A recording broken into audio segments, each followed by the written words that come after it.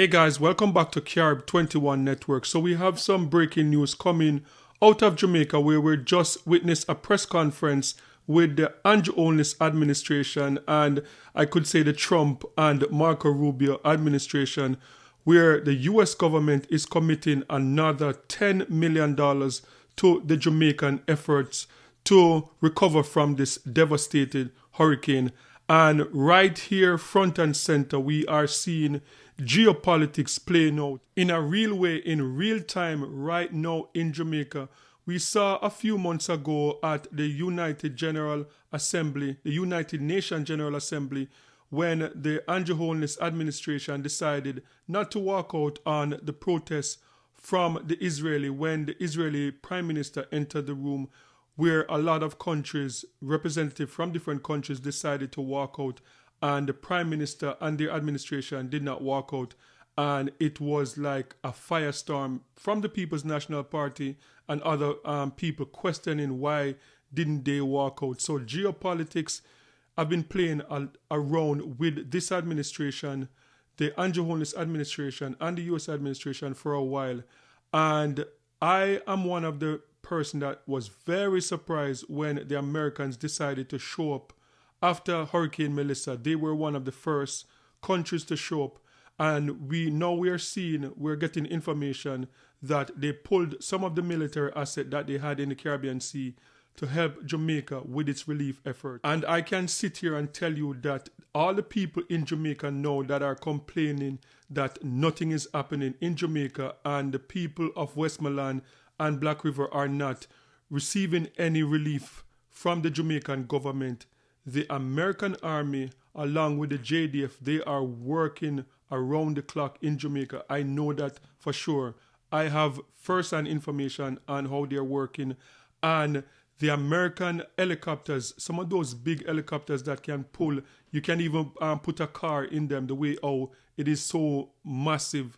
And I even show images of them delivering 40,000 care package in one day. And the reason why I'm mentioning this is because of geopolitics and the way how the Trump administration showed up for Andrew Holness after this hurricane. I can honestly say that probably if the People's National Party won the election and they were in government, maybe we would not see this amount of help from the American government. And I think it's safe to say that because for decades, not only this administration, but the People's National Party have had a rough relationship with the American government for decades, since Michael Manley and Edward Seaga was in power. So geopolitics is playing out in Jamaica in real time, right in front of our eyes. And I know that we as Jamaicans, we have a love-hate relationship with America. Even though America has more Jamaicans, there are more Jamaicans in America than every other country in the world combined. Over 1 million Jamaicans are living in the United States of America, but we seem to have a love-hate relationship with America, especially now with this Trump administration. But despite that, I can say that it is surprising to me, but the American government has showed up in a big way to help Jamaica throughout this difficult time. And I can tell anyone out there complaining that they're not seeing any work from the government.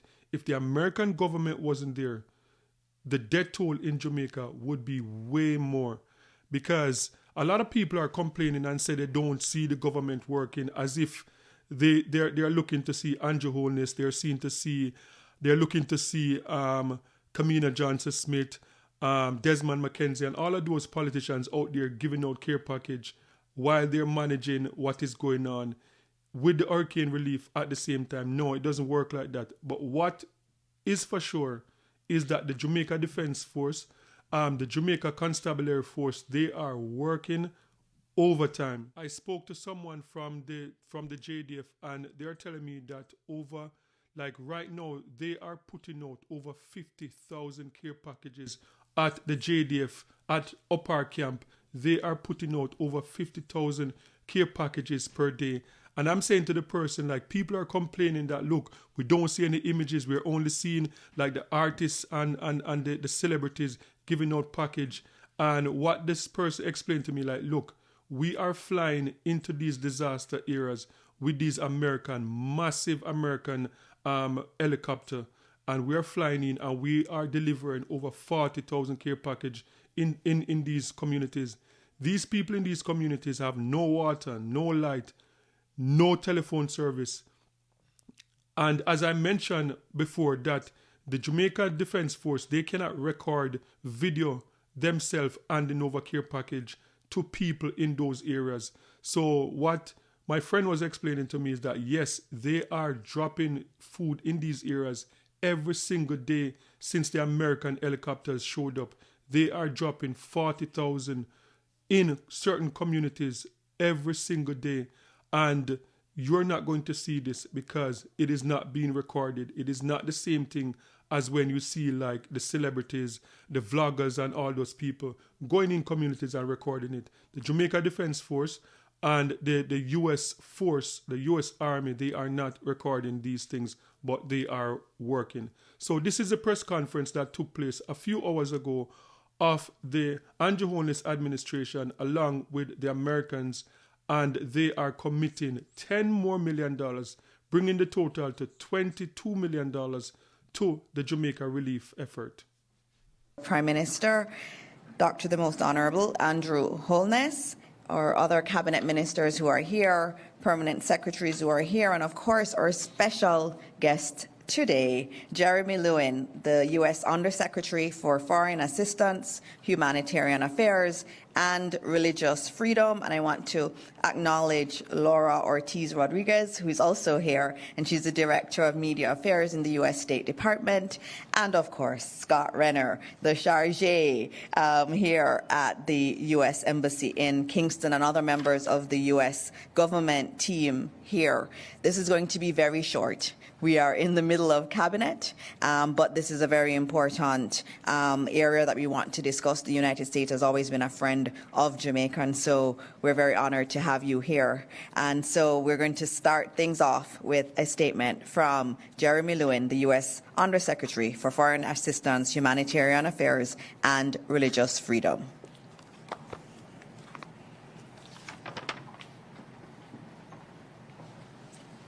Thank you so much. It's a privilege to be here. Secretary Rubio on one of his first international trips came to Jamaica and said, correctly that Jamaica is one of the United States' oldest and closest allies, and that means we will be here in the good times and also in the bad times. So we are very fortunate that we were able to mobilize a tremendous amount of U.S. government resources to help respond in the early days of this crisis. We formed a disaster response team even before the hurricane made landfall. They were able to get here, within a day as soon as the airports and air infrastructure allowed them to come. We brought search and rescue teams from LA and Fairfax County, 70 personnel that we brought in here. They had dogs and chainsaws, and they're experts at sort of moving roads, finding people, rescuing them from difficult situations, and then almost immediately started bringing humanitarian assistance in from our hubs, activating our network of partners, NGOs, from Samaritan's Purse to the UN World Food Program, and in addition, the United States Department of War has significant assets in the region, which we are able to bring under our control. So we were able to bring in heavy lift helicopters, nearly 100 military personnel. They've moved more than 500,000, and that was this morning, and now they're doing a few more flights, so it's going to be way more, 500,000 pounds of life-saving aid, and so their work continues, and our work continues. So with that in mind, I'm announcing an additional $10 million in critical life-saving assistance to the people of Jamaica. That brings our total to $22 million to date. The financial commitments are only one side of it. That doesn't include all the military personnel, all the search and rescue, but the financial commitments are very significant and help underscore just how important Jamaica is to the United States and to the Secretary. Jamaican people, like our people, are proud and resilient, and we have every faith that they will rebound quickly and will build back even better. With that in mind, we will be here. We will be here tomorrow. We will be here next month. We'll be here for every stage of this recovery. We look forward to continuing. I think Jamaica, this is our backyard. I mean, I think Laura, who's here, the Secretary and I are all from Miami, which is like 500 miles away. We have, 1 million Jamaican Americans. I learned that 2.5 million Americans, we think, come here every year. So it's just tremendously close ties. And that is, we take it very, very, very seriously that we look after our neighbors and our allies, and we'll continue to do so. It's a privilege to be here, and thank you, Prime Minister, for your leadership during this crisis. Thank you very much, Undersecretary. We've always said, the U.S. and Jamaica have such a close relationship, and you've definitely been one of the partners that's been really at our side throughout this difficult period, and we thank you. We're now going to be having a statement from our Prime Minister, who is leading us all in this area of relief and then moving into recovery and reconstruction.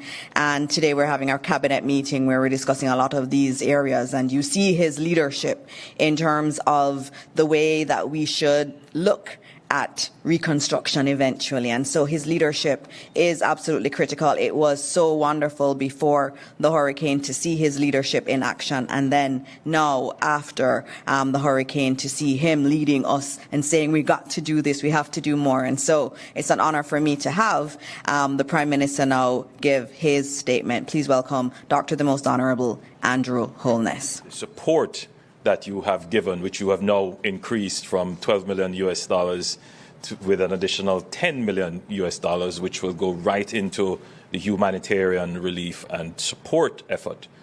The United States was one of the first responders of our international partners who would have come to give support. And that support was particularly invaluable, particularly in the logistics operations, which your helicopters would have augmented. There are many communities in Jamaica that would have been marooned, and the only way to get to them would have been through the capacity for airlift.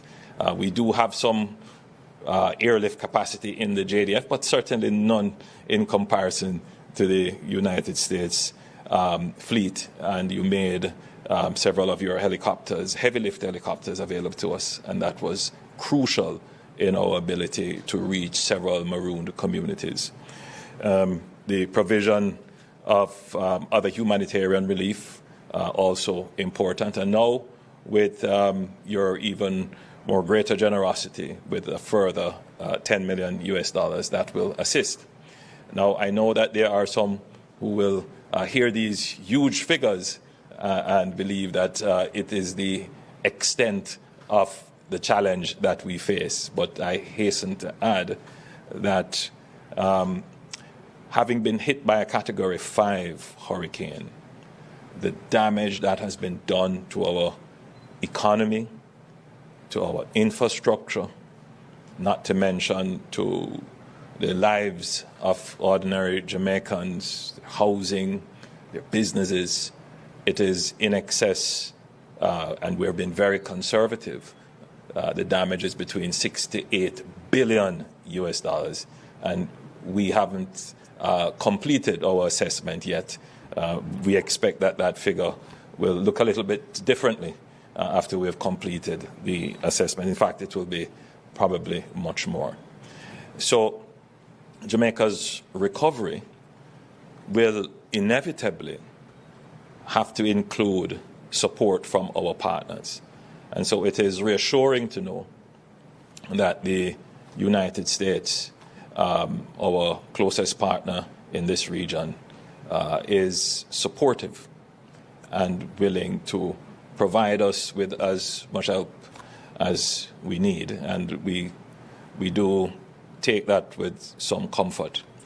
But I would also say that Jamaica is investing heavily in its own resilience and its own ability to recover. It is not an easy task to do that, but it is something that we must do as an independent nation, to stand on our own 2 feet and be able to treat with the problems that we face.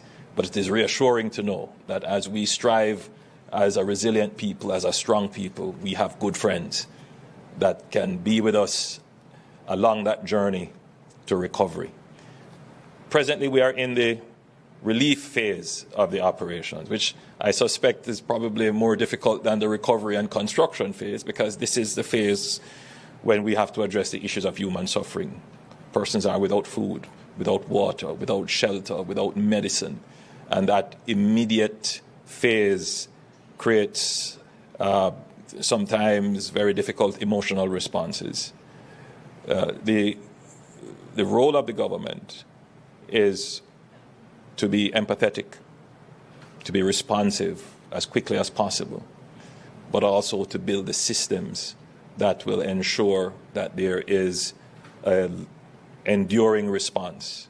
Because after a Category 5 hurricane, the relief phase of the disaster is likely to be extended. We're talking several weeks, if not months, of the need for an established supply chain of humanitarian assistance and relief. And then, of course, there is the whole recovery phase, which is when we would seek to get our electrical grid, our water and telecommunications, our road infrastructure back to some semblance of normalcy so that people can take their lives into their own hands once again. And then, of course, we will move simultaneously into the reconstruction phase, and that will be another area in which we would be seeking to partner with the U.S., particularly in this phase, with investments in infrastructure, technology transfer, and getting commerce back on its feet in Jamaica. So again, Mr. Undersecretary, thank you for coming with your team.